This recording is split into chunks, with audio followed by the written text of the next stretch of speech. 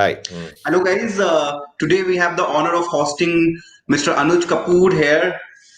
Extremely grateful to host him. He belongs to the college, from which I graduated from, and I'm very proud of that college. He's from FMS Delhi. He's right now working as commercial director inside Iron Mountain. He has also worked as managing partner for Global Market Access Hub. He's worked for companies like, companies including Korean Inc., Ericsson, um, he he has also worked for Alcatel Lucent, and he was a part of Samsung Electronics as well. Besides being a part of Motorola Solutions and Fujitsu. Plus, Sir has also worked as chief operating officer and advisor for a startup which was incubated at IIT Bombay, named as Lucideus. We welcome you, sir, and thank you for taking out your precious time on this weekend. It's an honor to host you, and it's an honor, for most of us, young professionals, budding professionals would say, to actually hear from you directly about your viewpoints on a number of things which we over here. So one thing, if somebody like me, who actually looks into your profile, into your LinkedIn profile, one thing is there that you were into sales from the very beginning, right? Before doing an MBA, you were into sales. So was it a normal, thing that you loved sales, or was it a kind of a chance that you landed up in sales? So I was in my first interview of my life. I got a job. Okay. And that interview was with a company called Hindustan Computers Limited. Have you heard of that company? Yes, sir. It's now called HCL. So nobody remembers the full word of Hindustan Computers Limited. It's called HCL, right? So Shiv Nadar's company was hiring. They had actually announced the 20,000 PC at that time, back in 1986, and they wanted a huge number of sales professionals. But I was being interviewed for a customer support job. So the customer support job was, I came from a commerce background, and I was going to go and teach people how to use computers, use financial accounting packages, their inventory package, their payroll package. Back in the days, you sold a computer and a software with it, and companies used it for various things. And that's what the customer support department did after the sales guys sold it. So, and I was not computer literate at that time. I had done my BCom. I was going to do my chartered accountancy, and this job ad came, and I went and applied for it. And I, in the middle of my exams, actually came down to Delhi and took the interview. During the course of my interview, they saw something in me that had a sales aptitude, I would like to believe. So, and they asked me the question that if you were to give you an option between customer support and sales, what would you prefer? My choice was, hey, listen, I actually don't know anything about customer support, and you guys will have to tell me about it. But sales, I understand, because I know I need to go to some place and have to sell him some stuff, and that sounds much more straight to me. And I think that's an area I'd like to be. And we left it at that. And the whole interview process happened. They gave me an offer for graduate trainee customer support. I was supposed to go to Dehradun for training. 1 month before the training, I got a letter to say that I've been moved to sales. Okay, and I realized that we were 4 people out of 200 that had actually were non-engineers that had been taken on into sales. So I happen to be a non-engineer. I'm a management graduate, but I'm a non-engineer. But I've done technology all my life for 30 years, and that's how my sales career began. And I never looked back. I think I always had a technical aptitude, and I think which also told me that I learned a lot more technology than a lot of the engineering colleagues that I had.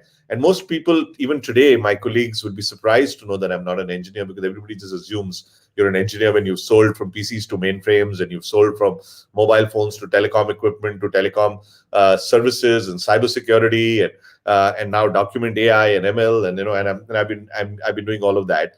And I've been surrounded by everybody else around me has been an engineer. But yes, so technology sales, that's how it started for me. And I think no regrets. I think it was a great decision. So now, being in a very high profile corporate job, What was your beginning like? Like, what was your background? Was it always very easy, or was it a difficult journey altogether?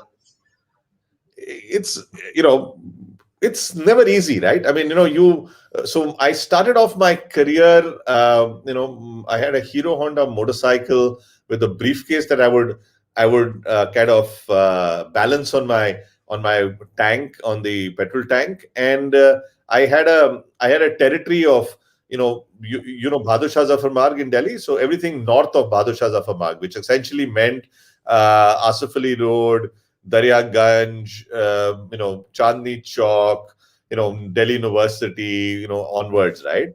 And I would actually end up in Chandni Chowk, in Khari Bauli, and in Nai Sadak. And, these are all specialized markets for dry fruits, for paper, for and so on and so forth.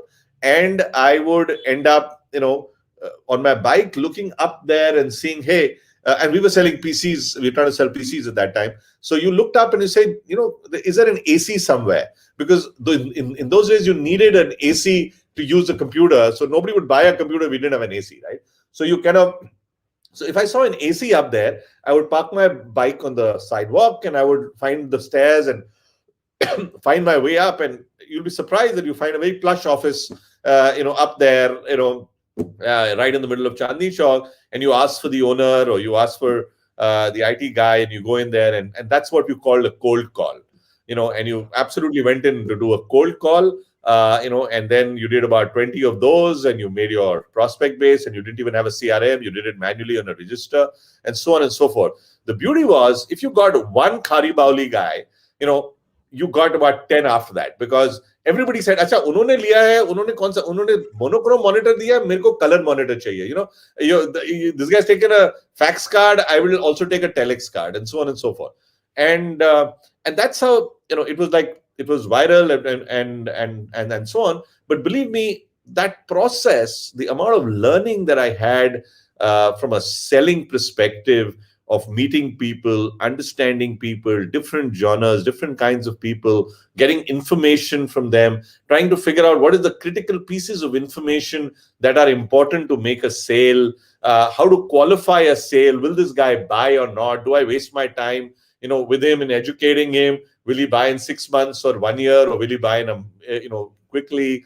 So those very typical things which you read in textbooks on whether he has a budget, whether he has a need, whether he will buy, etc., came very intuitively to you, and you started, your brain tuned yourself to listen to those buying signals, and quickly close the sale. And Sales 101 tells you, in any of these circumstances, which has worked even in larger circumstances, moment you've made the sale, the guy signed the check and given you an order, get out of that place, because after that, he can actually take it back, because he just heard something. Acha, color monitor bhi hota hai, yaar wo bhi de do mere ko, nahi to ye to, so now you kind of say, sir, ye to main leke ja raha hu, and whatever, right? So that, some of those things are, invaluable, that you just learn, when you're out there on the field, and I think that the whole concepts of CRM and Salesforce and all those were not there. We were all doing it on registers and creating our own funnel in different stages of sales, and trying to arrive at our numbers accordingly. So HCL, amazing training ground. PCL, which is a company doesn't exist anymore, called Pertec Computers at that time. It was the third largest computer company after HCL and Wipro, and so on. Both of which were extremely strong training grounds and huge networks that even today I use, where my ex-HCL and ex-PCL colleagues are in, have all done extremely well. Great, sir. And then all of a sudden, you thought of doing an MBA. What was the reason behind it, sir? Yeah, so remember, I wasn't an engineer, right? So I had all these engineers around me. So I had to do something, to get my education, more in peace. But I think more importantly, on jokes aside, I always wanted to do an MBA. So I mean, I think in India we tend to do an MBA, immediately after graduation. And I had, as standard, taken my CAT and Excel, and I interviewed with XLRI and a couple of places, etc. For whatever reasons, I ended up with a job, and I ended up taking that and not doing my MBA immediately. I had some options from smaller universities. I chose not to take it, and then the FFS opportunity came in. So I think I am very grateful that I actually did an MBA after 5 years of working. I think I took a lot more out of that course than I would have been able to do fresh out of college. It used to be very interesting that I would be in class taking a course on Salesforce management. I still remember that subject in North Campus, and I would be giving live examples of how I managed my team, because I already had a team by then. And what it takes. So all the theory that was there in books, I was co-teaching in a way to the class and during the discussions along with the teacher, because I was one of the guys that was a hardcore salesperson, and we were 2-3 of us like that, and so on. And of course, there were subjects that were totally new for us, and that were useful as well. But I think I would like to believe that post FMS, my growth trajectory, both in my ability to perform and execute, as well as what I got from industry, was it went at a much more faster pace than it was going before that. Yeah. And so, how is the feeling like, being from one of the best B schools in India? Always, I feel so proud to be back there all the time. I mean, I've gone and spoken back at FMS, and I've done South Campus as well as North, although I studied in North Campus.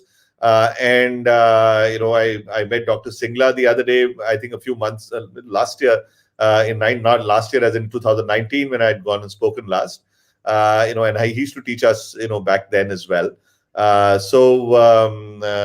Extremely proud. I think it's a great institute. I think it's got some great products coming in, and great to see people like yourselves, from there. And I think most people that are most of the products from FMS are doing extremely well, and which makes us all feel proud, right? Mm-hmm.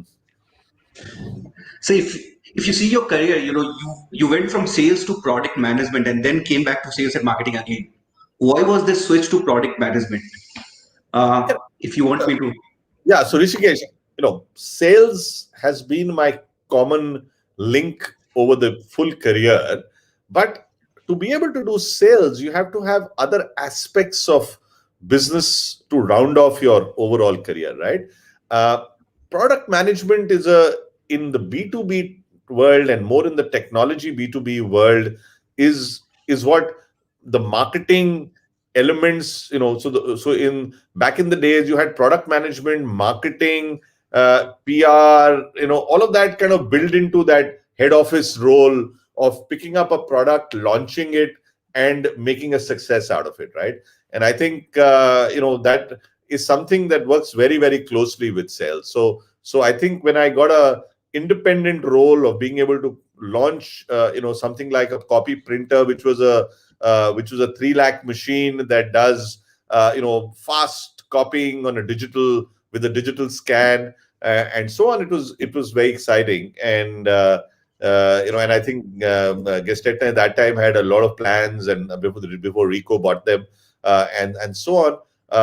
So it was really good. And I think I moved into, even post that, I think I moved into, while I've done PCs to mainframes, I moved into mobile phone sales, which was a B2B product from a selling to operators is concerned, and then very quickly became a consumer product because operators stopped selling mobile phones after 97. And then we went into distribution and created a complete, so I used to work for Motorola at that time, and we created a complete distribution network. So I actually went into a B2C world, where we were selling mobile phones out there. And my Samsung stint, I also headed marketing, for the mobile phones business. And so I think each of those experiences have been extremely fulfilling. But I think sales is what I do, and sales is, I think, what I do best. So, but knowing each of the other parts that goes around it, has actually been extremely helpful, especially when you come into general management roles. And for the benefit of all the young professionals who are actually watching it, so what are the basic skill set difference between B2B sales and B2C sales? Uh, you know, uh, It's it's huge. Okay, so I mean, there is no.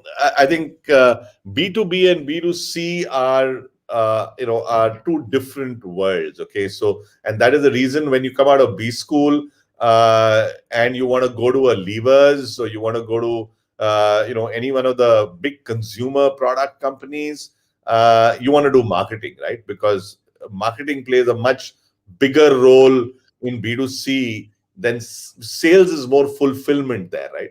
So it is about making sure that your soap is there at the kirana store. It is making sure that your distributor has the stock. So once the demand is created, and I go to the shop and I ask for a Dove soap, it should be available there. So it's a fulfillment job rather than, I would call it, a sales job. Because and of course it's sales because you want your soaps to be there rather than somebody else's. But then when you work for levers, your soaps go there anyways. So every shop, it's a lot of times it's about, I can't give you more than 10 because I don't have enough stock, kind of a situation, particularly in fast moving goods. But the marketing plays a much bigger role because of the fact that it's a pull situation. You're creating the demand, and then you are, people are going, sales team on the ground is getting the fulfillment done. Whereas when you go to B2B sales, and the second thing is the action and the reaction, or the action and the result in B2C is there is a lag. So you create a marketing, you do a product, you create a marketing campaign, you give it out there, you do a TV commercial, you go into the net, you do everything, and then you wait. And you wait for the results to come from the ground, and you start looking at statistics of how much is selling where and which state has done better. The ads are the same, and then you start seeing the ad efficacy, etc. Whereas in B2B, it is very direct. It's a very cause and effect. You're right in front of your person that you're selling to, right? You're mapping the organization. You're doing a complete account planning. You are trying to see who the influencer is. You're trying to see who the buyer is, and you're trying to see whether they have the funds, whether they don't, and it's a very, you have high degree of confidence you're going to make this sale or you're not going to make this sale. So your forecast is that much more in your control. So I always feel a lot more controlled, in my own hands when I do B2B. And when I did B2C, which was what I did for mobile phones, it was, you took the action and you hope like hell that you've done it right. And sometimes the market surprised you, and a product was a huge hit. And sometimes you thought that you had done all the ingredients of, and the typical 4Ps or whatever, but it still didn't take off. And you kept figuring out why, and then you did research and, all of that stuff. Yeah. So I'm personally a fan of B2B sales, and and that's one of the reasons why I hopped back to B2B after my Samsung stint, which is after I did Motorola and Samsung. There was a lot of B2C. It was, by the way, very exciting. During B2C, we had Team Samsung. For Samsung, we had we had Baji, we had Sehwag, we had Saurabh Ganguly on our as one of our brand ambassadors. We had film stars as brand ambassadors. We did great events like we're on fashion shows and sponsored India Fashion Week and all that. So it was a very, very glamorous role. I was on page 3, very often because you were part of those events. But for me, B2B sales was a lot more fulfilling, and that's why I hopped back. right. So you talked about, like, once you entered into FMS Delhi, you already had case studies in your mind because you're already handling a team. But if you see that right now, the MBA condition in India is that 80% of the people who do an MBA are basically freshers, or they are just 1 year experienced. So what do you suggest? Like, is it a good thing, or students must be made to have at least 2 to 3 years of work experience before they come for an MBA program? So most parts of the world, you do an MBA, after about 5 years, right? And I think that's the median that of the curve of the piece. And I think India, only ISB is the exception, which is actually taking that experience. Everybody else is taking, more freshers. I think both have their advantages and disadvantages.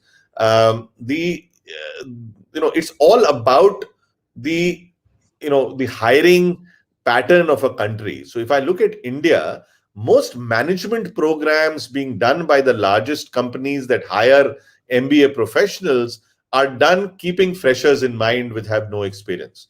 Which means if you go to levers after you've graduated out of FMS or one of the IIMs, there is a particular management development program that you are taken through, and you are cultivated, and keeping in mind that you've never worked in your life, correct? And whether it's the bank, whether it is a financial institution, they already have created those programs in such a way, right? Whereas in most other parts of the world, they treat the MBA as coming into mid management and coming into the middle with his past experience, and they tend to hire him with that. So I think in my view, when you are fresh and you get into a well crafted management program that is meant for fresh MBAs that have no work experience, I think it's wonderful, because and I remember seeing colleagues in while I was at HCL and PCL coming in fresh out of MBA school, and they would of course be taken at a higher level than a fresh engineer or an MBA without an engineering degree, right? So when they came from Premier Institute, they became senior management trainees or SMTs, and they had a path for fast growth, within the company.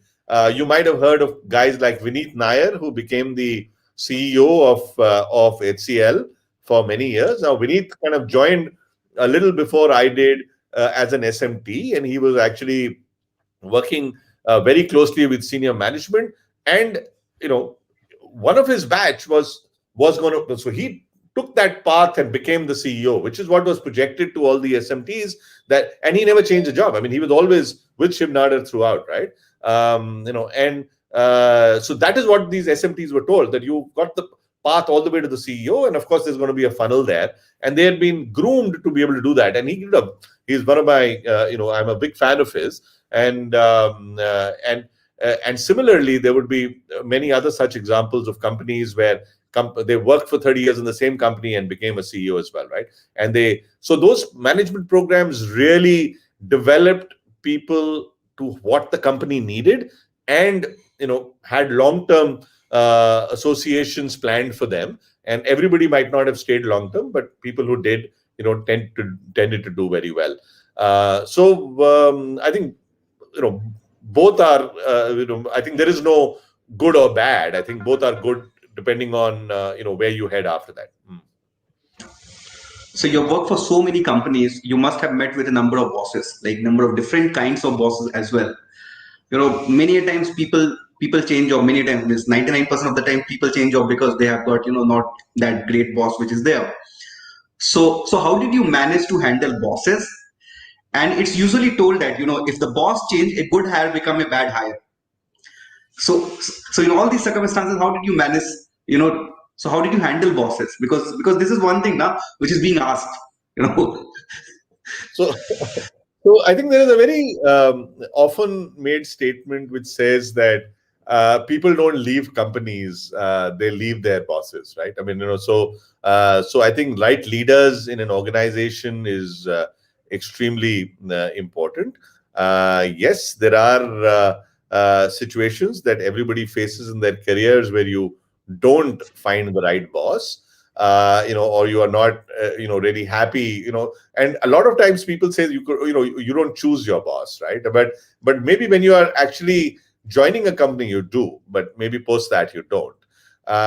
So I think today's scenario in companies is a lot different from the time when I started my career, where you had very little choice and you had very little visibility, beyond your immediate supervisor. And hence it could become extremely difficult for people when they did not connect well with the supervisor, or the supervisor was not as competent or had his set of things, right? Let me talk about it in the context of today's environment.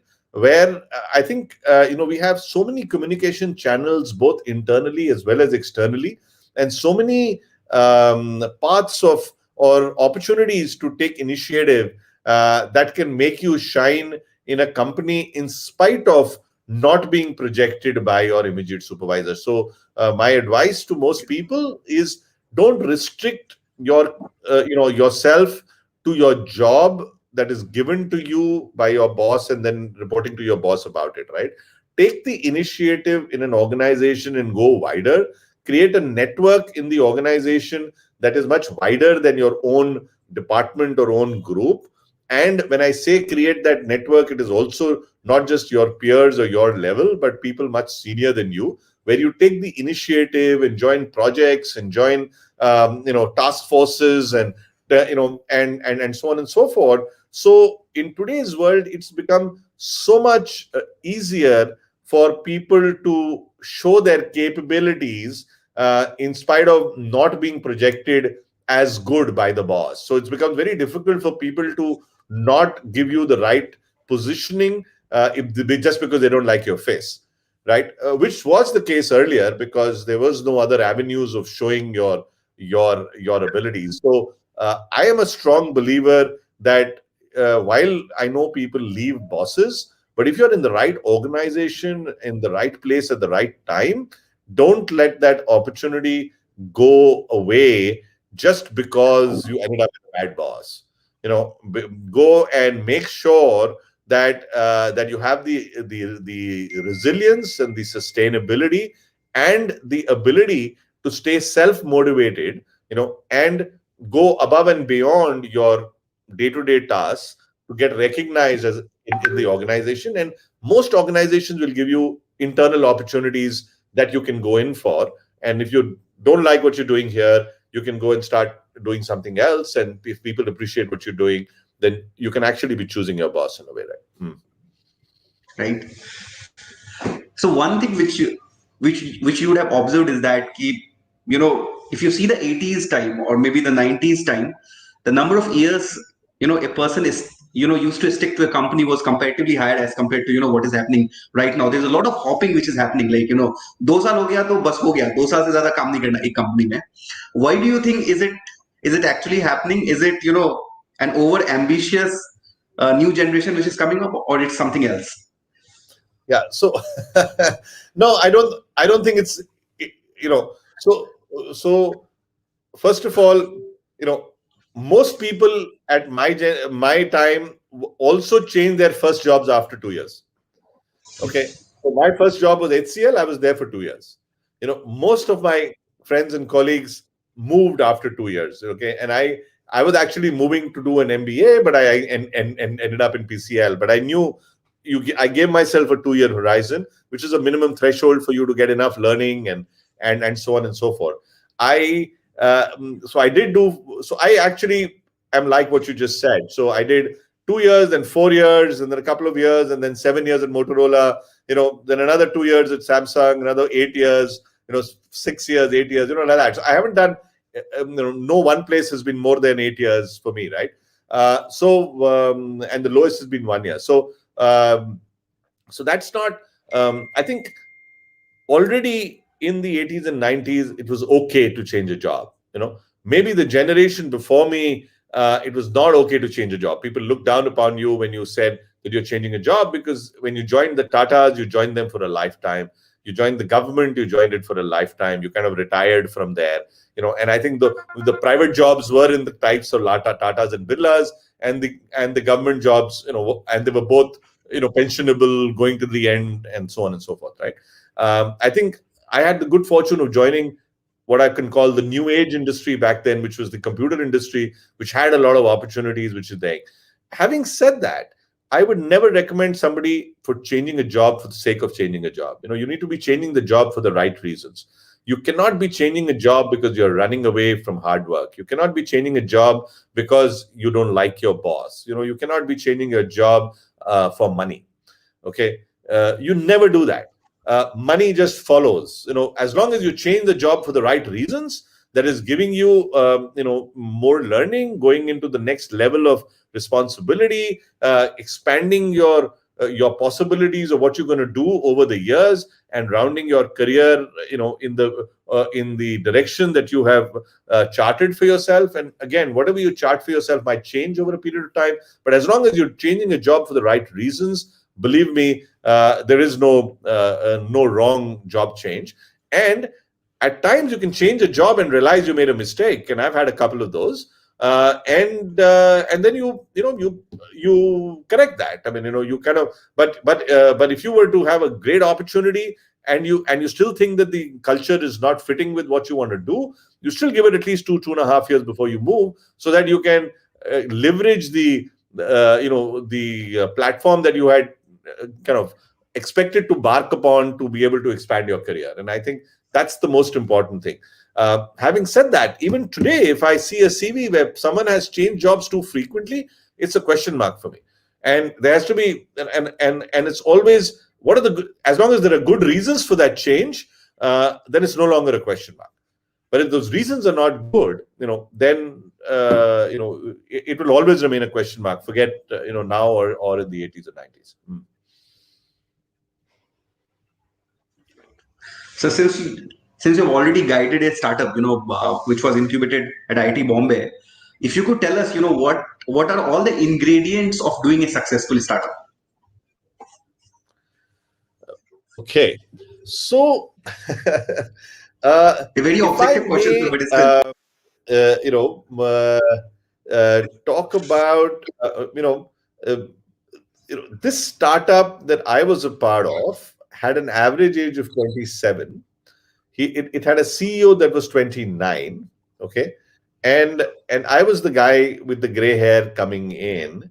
As far as I am concerned, I think I learned as much from that startup that and in fact, I would have possibly learned more from the 200 people in that startup than I would have contributed. And hence, there was a lot of unlearning for me, and a learning that I took for myself. And of course, there were in these situations, there are some things that you take very obvious when you work for large organizations that suddenly you realize are missing over here, and those are very easy to fix. And whether it's some of the processes, whether it is so one of the things that I kept, that we kind of institutionalized at Lucideus, was that everything that we did needs to be scalable. So a startup works very well when you are 5 people, 10 people, 50 people, 200 people, and you set a process for that, right? But then you suddenly realize that if this was going to become 10,000 people, will this process survive? Or will we be able to ever scale up? And sometimes startups get choked because they have set processes, or they are functioning in a fashion that does not allow them to scale up. I'll give you an example. We were selling a SaaS product, giving cybersecurity quantification to an organization. So if I was to ask you how much battery you have on your mobile phone, you look at your mobile phone and you tell me you've got 67%. If I ask you, how secure is your mobile phone, what would you say? I'm not sure. Right? Yeah. Now, if I was to say that I'll give you a score between 0 to 5 on how secure your mobile phone is, right? So that is the quantification of the risk. Now we can compare whether your phone is more secure than my phone, or my laptop is more secure than your laptop, or my and we gave a score to every such device, and then gave a score to the whole organization, and we call that a safe score. So I'll encourage you to download an application called Safe Me, which is right now in beta testing, but I think it's available on the web store, and it'll actually give you the score for your phone, and it'll tell you where your redundancies are. It's done by Lucideus. It's free of charge right now. Okay. It also gives you some learning and some lessons to do. Now, when we did this, initially, what we used to do was we would go into an organization, we would take a contract to do this software platform, but we were also the guys that took on the services to then be able to put every application in every laptop and set the whole piece up and run it. Okay. Which really meant that the software and the platform was very closely linked to our services. Without Lucideus services, the platform SaaS service could not be implemented or be able to run itself, which I found was going to become a bottleneck. Till you had 10 installations and 20 installations and 50 installations, it was fine. The moment you go to 10,000 installations, you're not going to be able to have that kind of a bandwidth of people or the expertise to be able to run that. So one thing we decided was we de-link the platform and the services, which means that we sell the platform, we create the platform in a way that we can sell the licenses, people can self-install it, and we can have partners that can provide services all over the world. Now, remember, we were to go from India to the US and to Europe and to Asia. And if that was to happen, then partners should be able to provide the service, right? So delinking the software platform with the services was so important and so it also was something we had to inherently look at the architecture of the product to make sure that it became robust enough that not only a Lucideus guy needs to go and tweak some code to be able to set it right, bro. Because you're normally doing it. So it has to be, so it makes the product much more robust. Plus it makes it very partner friendly, makes it, partner enabled, so to say, and scalable. And I think even if it meant going back to the drawing board in making that happen, the scalability of that process was so critical for a startup to be seen to have then become, big, right? Otherwise you'll say, well, you will stop at 50. You will never be able to have more than 50 installations because you are really a services company because you're just providing those services.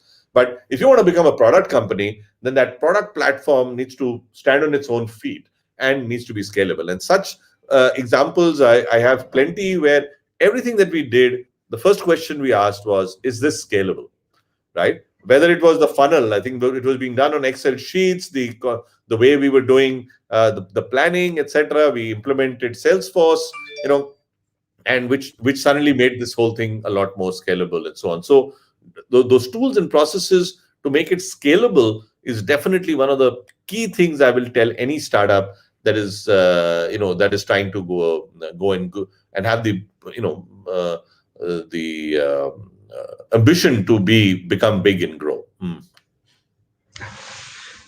So since we have already asked you, how to handle bosses, now I would like to ask you, what kind of a boss are you, and what is your style of managing people? Well, you'll have to ask people that have worked for me what kind of a boss I am. But I'd like to believe I'm extremely open. I'm democratic. Yet you need to take decisions quickly. So you can't always be over democratic. So you give that to a point, and after that you need to take a call and move forward. And I typically believe in the theory of either you convince me or I'll convince you. And at some point, if we can't convince each other, then we'll agree to disagree, and then we'll have to decide a path forward and move, right? And we can't we can't have analysis to death, and then ultimately business will suffer. So and that's worked extremely well for me. I like to believe that that has also made me learn a lot, because it gives openness to the team to speak, and when they realize a lot of times, and their views are the ones that go forward, because they and I got that a lot when I was dealing with 27-year-olds, because cybersecurity was a topic that was better known to them than it was known to me. In fact, the hackers are at that age, right? So the hackers are in their 20s and so need to be the cybersecurity professionals. And I think these guys were amazing, and I would never have been able to learn from them unless I had the openness to be able to understand what the other side is saying and be able to agree and go with what they're saying whenever they're making sense. And whenever I had a point, of course, they would listen to me as well. Right. And that turns towards the question of reverse mentoring, sir, which has become so much important, because these days you will find a number of young professionals talking like their boss doesn't understand what he or she is trying to tell to them. So how can we promote this sort of a culture which you actually inculcated inside Lucideus, inside most of the organizations, especially the hierarchical organizations, the old generation ones. Yeah, and I think it's not very uncommon for senior professionals to ask one of their freshers to say, "Hey, you need when it comes to technology, you need to help me with this, right?" So I mean, there are people that don't do it hands-on and have that is you might call it by a fancy name of reverse mentoring, but it's something that's happened ever since technology came in, where the younger generation was much faster in adopting technology. I think you were born and and you've seen a mobile phone in your hand or a laptop or a things, the communication piece right there. So you were you intuitively go in there. I'll one of the things I learned from my kids, as well as from while I was working with younger professionals very quickly, was that we no longer need to guess, right? I mean, so if there was a question that two of us, a question, a question of a fact, then we don't need to even discuss it. All they do is do a search, and it's something very intuitive for you, and you do it very easily. In the old days, you didn't have that, so you had to go to a library and pull out an encyclopedia and then look at a book and figure out whether you were right or wrong. Today, you do it, just by one Google search. And I begin to do that, now, for many years. But it first got inculcated by my sons, by when every time I, we didn't agree on a fact, as long as it was a fact, you could go and Google it, right? But it sounds very simple and very intuitive, but technology has come much more easily, to the younger generation, and hence most things that are related to technology, I think reverse mentoring happens in most organizations already. Even in simple things like when when your AV system, or you have a fancy AV, in a conference room, it'll be the younger guys that will be able to figure that out much more easily, than the rest of it, right? And it goes beyond those mundane things, right? It goes into things like the using digital as a medium, using that, whether it's digital marketing or it's LinkedIn, or it's any one of those reach outs that we try to do, or webinars, or whatever it might be. I think in that, the reverse mentoring is absolutely, or rather, task forces are absolutely led by younger people. And I think most companies that I see today are devoid of hierarchies when it comes to such task force. So it could be led by somebody who's a lot younger and a lot more less experienced. Just because you are younger and less experienced doesn't mean that you don't know it better. And hence, while I like to believe that age is just a number, but for many years now, I have had bosses that were younger than me. So and I was a CEO of a company where the CEO was 29. So and definitely his name was Saket Modi, and Saket came up with some very great stuff that I kind of use even today, and he's absorbing stuff from a lot of the exposure that he's getting, and hence it's not necessary that so and again, the level that you are doesn't kind of determine your level of competence, right? So you can have somebody at a level that is lower than you just because of where he or she is, and you can learn from them. So I think that's happening a lot more. I think MNCs for sure, and I think that's what I work for more. But I'm pretty sure it's happening in other organizations as well. So, like, a long career must have faced a lot of setbacks, must have faced a lot of failures, if you could tell that. So how did you handle that, and how did you handle the nerves which is involved? So, one of the biggest learnings you get are from failures. Okay. You learn from successes, but you learn a lot more from failures. Okay. And I think, if I was to go back to failures which where one was able to bounce back and create an opportunity out of that failure, I think those are the most thrilling and those are the most satisfying. And I remember during one of the last years in IT, when I worked for a company called Fujitsu ICIM, we were trying to sell a fairly large project to BHEL, Bharat Electricals, Heavy Electricals, and when the so this was an RFP, and back in those days, 2 crores was a very, very big number. My whole target used to be some 30-40 lakhs. So it was that kind of a number, and it was a big tender, and HCL was awarded. They were the lowest. And we had done a lot of work over 6 months, and we lost it, right? And it was like the end of the world kind of a thing.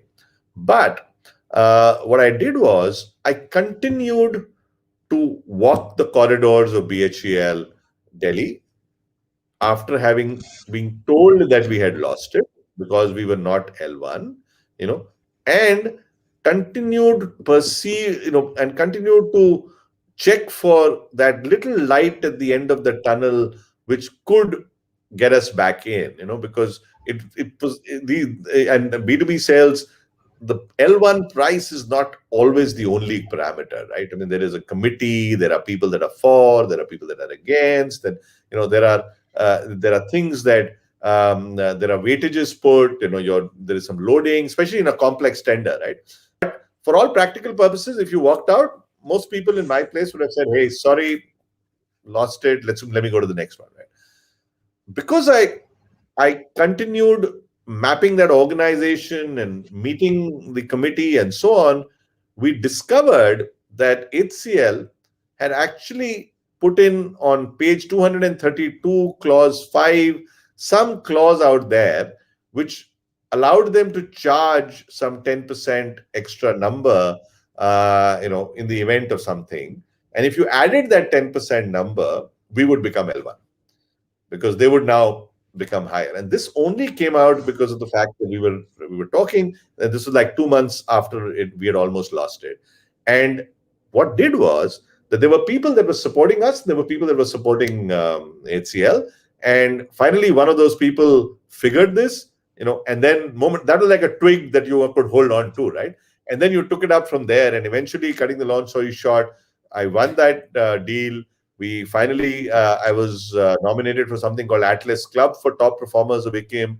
Me and my wife flew to Mauritius along with another group of 20, 30 of our colleagues, for a great, incentive trip, and rest is history. So, and we would have lost that tender if we had just given up too early, right? So whenever you have a failure,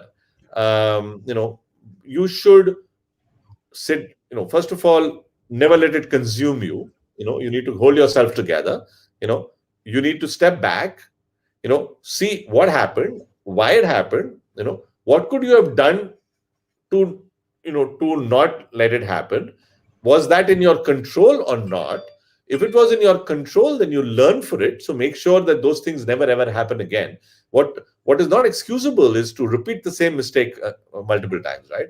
You fail and then you fail again, and you fail for the same reasons, and that's not acceptable. And most companies or people will not accept that. So if you do that, and is there ways of recovering from where you are, in that failure, and what can you learn? And I think these pieces, and that's why I'm a big fan of when you have deals that are won and then that are lost, and I'm a big fan of loss analysis to be much more thorough than win analysis as to why we won.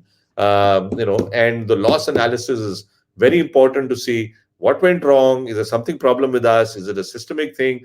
Could we have done anything? Was it our relationship? Was it a bad costing? Was it a bad pricing? Was it just an Excel sheet error that we made? Did we not have enough checks and balances in what we did? And then you correct that so that the next time you don't fail again, right? And I think that's a very important element of learning from failures. Absolutely. So this is so. मतलब ये आपने भी बोला ये one or two industry leaders I was actually talking to, they also told me the same thing, that the difference between a good and a great organization is that they actually do the failure analysis very well, and they don't repeat it again. Absolutely, and I think it's extremely important, and I think Uh, a lot of very often ignored because people never like to talk about failures, right? I mean, it's never a very pleasant thing. It's almost about finger pointing. It's about who's so the second thing which is very very important for organizations. Organizations need to build a culture that accepts failure. It's okay to fail, right? You should not be afraid to fail. You should not be, if you're afraid to fail, you will be afraid to take risks, and you will be afraid to dare to do things and go for that leap. And most organizations that have done well in life, have always allowed and or encouraged a culture where failure is okay, and and we can learn from it.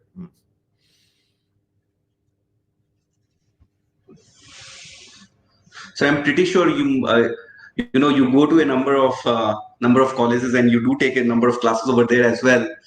And so if you have to give a little bit of advices to the to the B school curriculum which is there present right now, especially I'm talking about the top B schools in India, IIMs, FMS, and XLRIs of India. Like, what will that be session like? Like, how can we improve that curriculum? Yeah, so I'll be honest. While I have given a talk at a lot of student places, I haven't kept myself abreast with what we are doing in the curriculum. But what I do believe that it has changed over time from the time I would have studied there, but it might not have changed enough. Okay, I think India in general has been slow in changing our education curriculum, and B schools are no different. I definitely know engineering schools, need to ramp up to make themselves a lot more relevant to industry, right? And when they associate with industry and take advice from industry on what is needed in the course content to make the the student more relevant for them when they hire that, is the ideal way. So collaboration with industry in looking at curriculum is very very critical, because we are talking of degrees and government institutions that determine sometimes what that degree course should need and so on.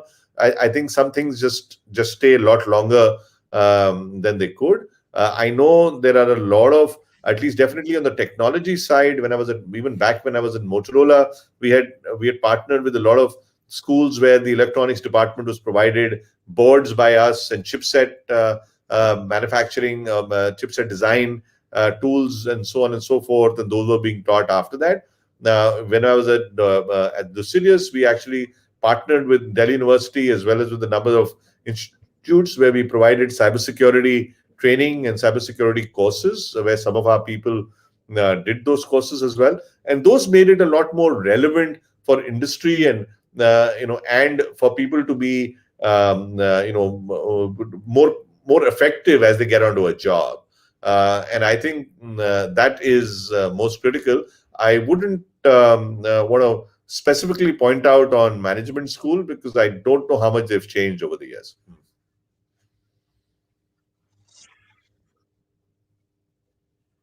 Yeah.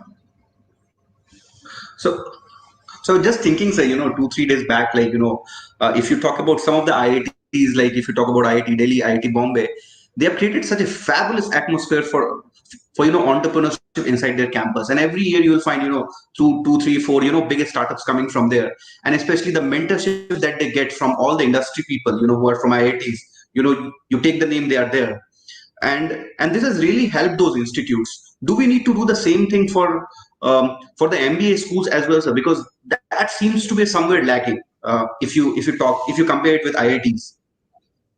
Yeah, I would tend to agree, and I think the reason for that is also, and I talked of a of a startup that was incubated out of IIT Bombay. So we leveraged the IIT alumni very effectively, and and they were angel investors as well as advisors that were that were very instrumental in bringing that company to where it is.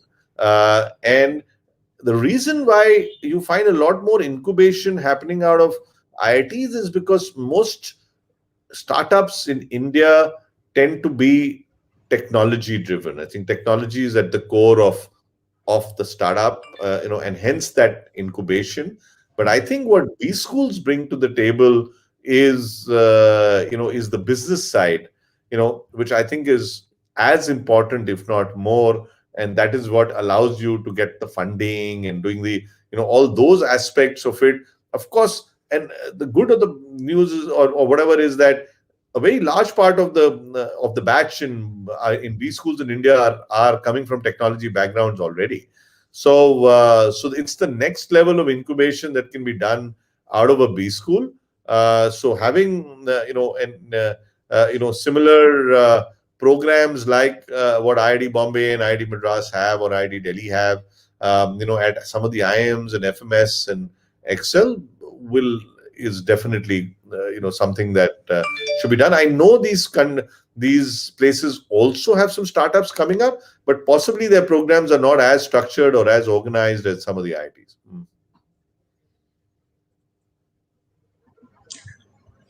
And this is what I was telling on a very lighter note to one of the placement cell members of one of the colleges. I told that why don't you create 3-4 startups in these 2 years and absorb all your students? Why do you have to approach companies for placements?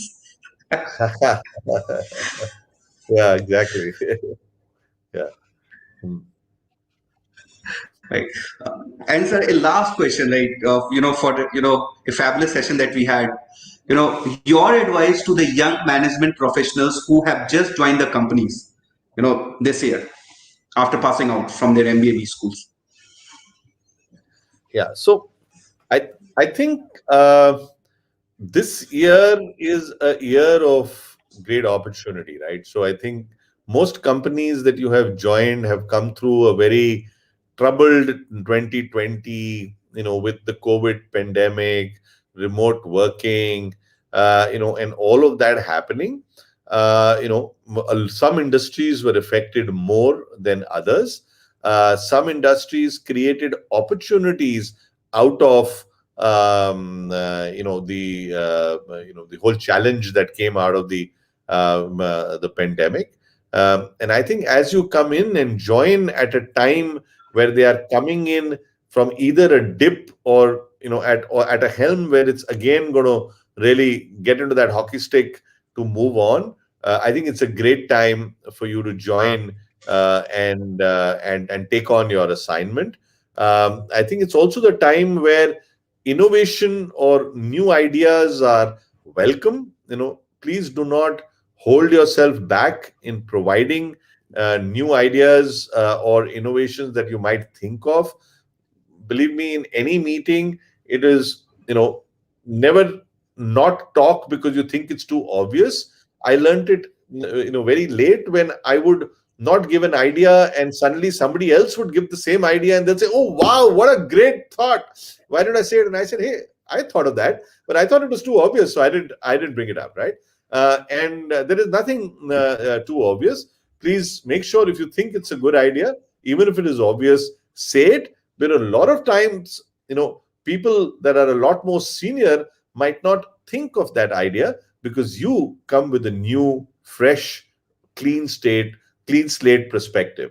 Okay. And you can think of things which sometimes your very senior people cannot, and they will appreciate you for you to speak up and to be able to do it. Most organizations today are hierarchy less, which essentially means that you can actually network with the most senior people of your organization. I'm a big fan of LinkedIn. I'm one of the first users of LinkedIn back in 2002, 2003. Connect with as many senior people in your organization as you can on LinkedIn, and make sure you stay connected, and that will stay with you throughout. It'll help you understand that person also in his background and so on, or her background, and will be able to help you engage in areas which are not necessarily your day-to-day business. So I think it's a great time where India is now coming out of this. The vaccination has just started, and the opportunities are endless. And it's just for you to go out there and grab it and make a great career. And one last question, sir, because is that what do you do to maintain your mental peace as well as to maintain the physical fitness, because that is one thing that has been a question throughout this COVID period, that mental fitness wala part. Yeah. So, it is so important to have stress busters. Okay. And, it is, uh, and there are different stress busters for different people, right? So, you need to do what works for you. So for someone, it is meditation. For someone, it is yoga. For someone, so it is very important to have hobbies. I am, I love playing golf. I play tennis every morning. I like to play bridge. I like to read. I have a few. I'm not too much of a gamer as such, but I do have a couple of games, on my phone that I find to be stress busters. So find time for yourself uh, away from work, even if it's half an hour, 15 minutes, 1 hour, to get yourself a stress buster. And that's the piece on the mental piece. To there is no one stress buster for anybody. Two, we must have hobbies that also lead to stress busters. So sometimes, as in my case, the hobby is also the exercise. So if I go and play tennis or I go for golf, I've done my walk, I've done my play or whatever. Some people like to go to the gym.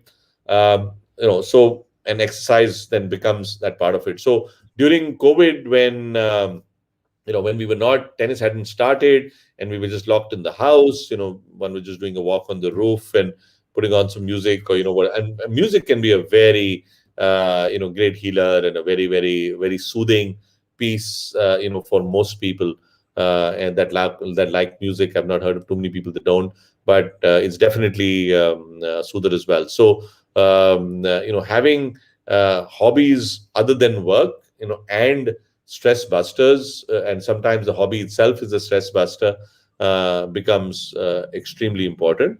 Last but not the least, I think one of the biggest things of that stress is a result of, when you think, any pressure that you've had, can cause, your whole world to collapse. Okay. And you just have to just sit back and think, okay, what if I don't do this? Or what if I'm not able to complete this? What if I fail? What is the worst thing that will happen? Okay. And then you realize that there are other things that can be much worse, right? And this is not as bad as it sounds. And in which case, I am taking too much of stress for this activity to not have done. Why don't I just go and get that extension, or go and talk to the customer and be frank on what that pressure is. Um, and and when you are stressful, talk to people, talk to your family, talk to your friends, talk to your boss, talk to your colleagues. When you do that, not only do you sometimes find ideas, of how to solve it, but I have a in sales, I always maintain that you can go and win a deal alone, but you should never lose a deal alone. So when things are going south, you know, then you need to bring in the whole group together. And if we fail, we will fail together. And we will fail after we've tried everything. And at times, it's not even failure because we let the deal go. It was not worth it. It was not. It didn't make business sense. Somebody else was going to take it at a loss, so we decided not to do it. And I don't even call that a failure, right? And the same thing happens with things that are stressful, where you don't take that stress on yourself. Share it with people. Try and bring a team together that can solve it. And then if it doesn't still get solved, you failed. But a lot of times stress is at the fear of failure. And hence, if you fail together with a number of people, that stress is going to be much lesser. Plus, you would have done everything possible to succeed. And hence, it's much less of a failure and much easier to accept that failure, both for you as well as for everybody around you, including your organization. Very useful, sir. Very useful. Like it's insightful and useful, for all of us. And I would again like to thank you, for joining us for this, weekend ka session, sir. And it would be a pleasure to invite you again and again, because it's always a pleasure talking to a person like you, who shares his experiences, like, and who is so free in sharing his experiences. Thanks a lot, sir. And I hope, you too enjoyed, sharing these all things with all of us. And the LinkedIn link is there inside the description. And anybody and everybody who wants to ask a question to sir, you can directly drop him a message. He will surely reply. I'm very much sure about that. He will take some time, but he will reply. This is one bet that I can do on that. No, absolutely. And anytime I can help, Thanks a lot, sir, and take care. Thank you very much. Thank you very much. Bye bye. Thank you, sir.